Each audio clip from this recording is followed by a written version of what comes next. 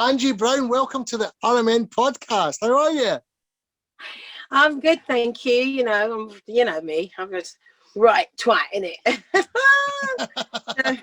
Yeah. How's things been for you through this COVID thing, pandemic, and so on? The pandemic. Well, basically, it's been, everyone's cleaned their houses. Lots of people went online saying they were going to learn an instrument or a language. Yeah. But I started DJ school in the September 2019. So when COVID kicked in properly by March, I was DJing and I was going live on Facebook. And that was really, with my personality. And of course, I was playing the bangers and getting muted, getting taken down. If you play like limericks where love lives or something like that, you were getting taken down. But the thing is that I called it the practice sessions, and I was playing on that, the little baby decks, and I want the big boy decks for my birthday. But yeah, I got quite, sufficient on there. And then maybe 2,000 or 3,000 people watch it. And it gets several times. So people enjoyed it. And then when Facebook shut it all down, I couldn't do anymore. So I didn't do any more after that. But I've got bookings. I've used COVID to kind of in the break, me and Yasmin went on a producer's course. So we know how to produce our own tracks, but I'd rather keep busy by doing collaborations. Of course, I work with up and coming DJs and established DJ producers as well. So and we could do them from here. So you don't need to go anywhere. And plus you can do gigs online. So basically, amazing. Amazing. Yeah. So tell me a little bit about this production course then. What have you been on? Tell us a little bit about it. Ableton. We did Ableton. We really wanted to do Logic Pro, but it just ended up to be well, I didn't check what we would be learning. I just said, it's a producer's course. Let's do it in between the lockdown. Yeah. In between the lockdown and before the first one and the second one. And so we know how to create beats. Well, me, actually, it's gone right through my head, but Yasmin has retained the information. And basically we can do, it's about programming, isn't it? So you program your beats, you do the bass line. And because we know how to do the vocal part quite easily now, they showed us how to, what I call rack and stack. So you rack them up, stack them up, then you do the harmonies, and then I can do different voices slightly. If you've got 3 girls doing backing vocals, you have different tones. You don't get 3 girls with 3 light voices. You get one with a medium chest voice like mine. You get one who can probably sing lower, and one that got a higher natural tone. I'm not saying that I can't sing up there, which I do. When I do my own backing vocals, I create a choir. Yasmin joins me on the BBs as well. And of course we write, as I said before, we write tracks for, DJ producers who you can go online and Mixcloud and see their instrumentals, and they need that vocal thing to cross over. Absolutely. So, Absolutely.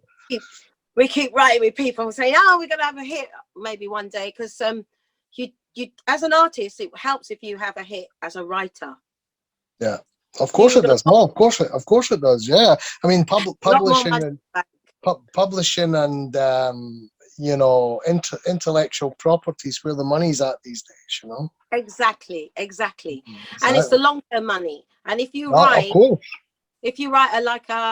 Got the Power, or any black box thing, or any snap, if you write a classic, regardless, obviously we stick to a house genre. It's easier because I got a following doing house. Yaz has got a following doing the Euro house and the more sort of pop soulful house stuff, electro house.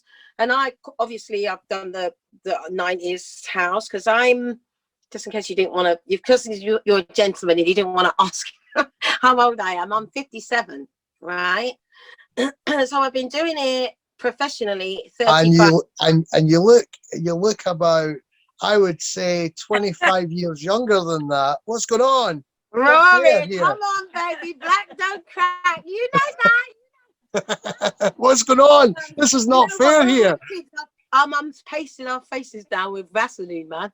I think that Vaseline or olive oil used to be sold in a little bottle, and they'd cream you up with that stuff. I think that's what it is. I don't know. I mean, naturally my skin's Being embalmed. yeah. I think that black skin is naturally oily anyway, and it's thicker, so it doesn't.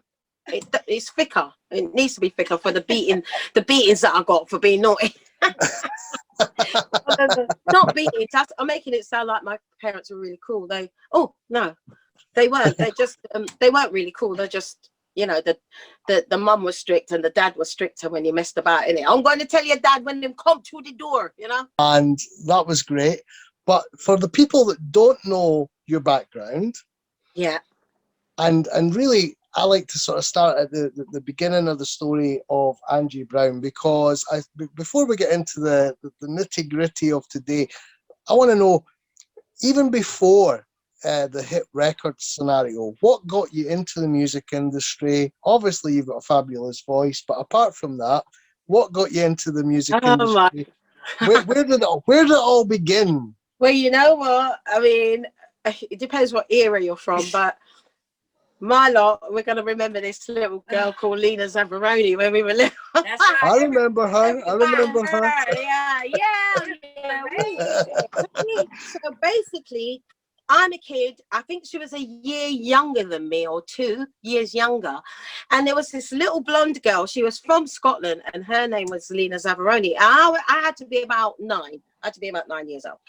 Yeah. And she had this massive black voice coming out of a little kid from Scotland. She was like, she sang Mama, He's Making Eyes at Me. She was like, Mama, he's making eyes at me. Oh, Mama, he wants to marry me. And he was like, yeah. What the hell?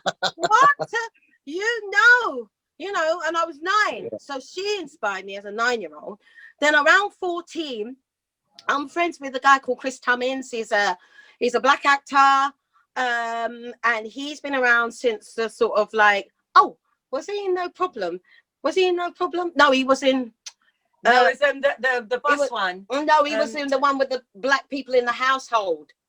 And anyway, Janet Kay's husband was in it. Victor Romero. Yeah. I can't remember what it was called, but my friend Chris, I met him at it was called the Young Vic Theatre Company. So we are 14.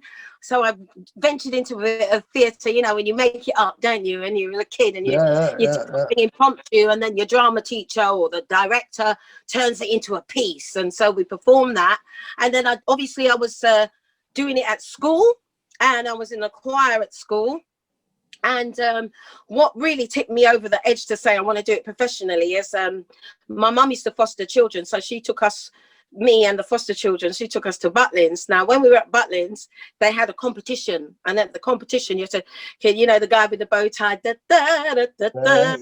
Red coat guy, Is there anybody out there who would like to join in tonight's competition? And my mum and me were sitting together and we were watching people auditioning, because we went in the daytime. So you went in the daytime to the audition. And I sat there, my mum said, why don't you get up and sing a song? I went, what? I ain't doing that, love. And they were like, yes, man, get up and go and do it. You know you can sing, you know you love it, right? So I got up there and the man goes, what song do you know? And I said, I don't know any song. I don't know any song. So, but I knew, you know, I'm famous for that. I'm famous for making things up. I'm famous. I've made a career out of not knowing the words to anything. Anyway, basically, I sang Brown Girl in the Ring. Tra-la-la-la-la. There's a brown girl in the ring. Tra-la-la-la-la. And I won this competition. Wow. I went there to have singing lessons with a lady called Nettie Batam. She's got a lot of West End Wendy's, as we call them. She's got a lot of well-to-do, well-known. I won't say they're famous, but they're well-known on the circuit, cabaret and West End singers. So I was like her first pop singer. She teaches in a classical way. So now we've got to find a way of teaching you to sing in a classical way, technique-wise, but still holding on to your rock, pop, and soul voice. So twice a week, I went off to the singing lessons, and I'm like, hey, he, ha, ho, hoo, hoo, hoo, hoo. You know, she's in her 30s, I'm a teen, and we're still friends now. She's in her 80s. I'm in my 50s now. But she taught me a lot. She taught me how the American girls get that sound out. And what they've got to what we've got. Sorry, I'm really like going on. But no. Listen, this is great. This is great. This is great. What American people have naturally got, they're like up here anyway. They're like, "Hi, Angie, girl," and you're like, "Oh, you're not hurting my ears," kind of thing, right? Because they naturally bellow. Naturally, it's not on their throat. Because us Brits, we're like talking here, especially the middle classes are like high, and it's right on the throat. And if you speak there, you think you need to sing from there, but you don't. You use the body to get the notes out. But mind messes you up and says, "Oh no, you need to sing from here," and you're constantly fighting with the body. But anyway, Detty teaches me how to get these high top notes that American people naturally speak like that anyway. And then when they go to church, because everyone goes to church from Tina Turner, they've all, Whitney Houston, grew up in the church, Thelma Houston, all of them. They'll be doing the little light of mine, and they're doing and all of that. So Nettie showed me how to do it. Yeah. So that became my secret weapon. I learned how to do it, and that's why I thought,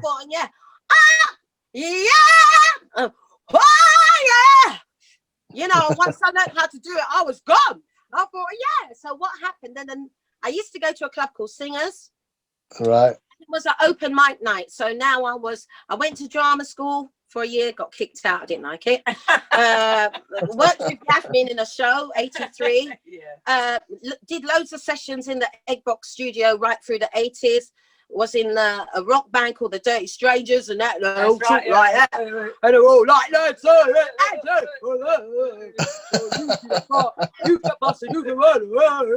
Yeah, and they're really rough. But I worked with the Rolling Stones with them. Not all the Stones. It was Keith Richards and Ronnie Wood.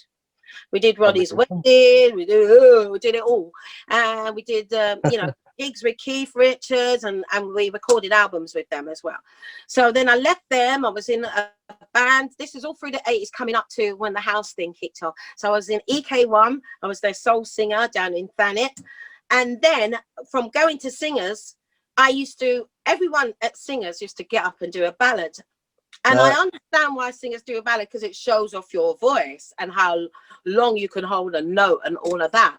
But if you're sitting in the audience and 10 people get up doing a ballad, you're like bored now, innit? And then back in the day, Des O'Connor, I don't know, famous people that you'd see on telly used to be in the audience.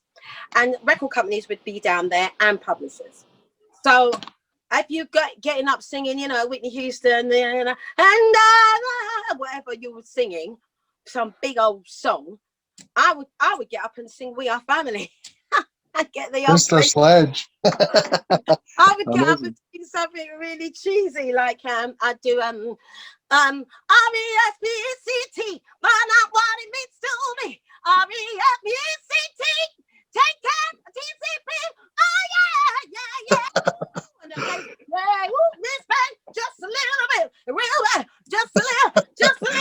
Let's get a beat on. So then I'd get the whole place up.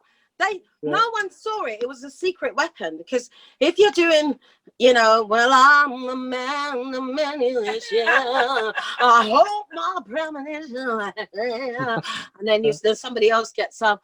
You can reach where I railway. You can. Everyone's asleep. Come on, get on and run on.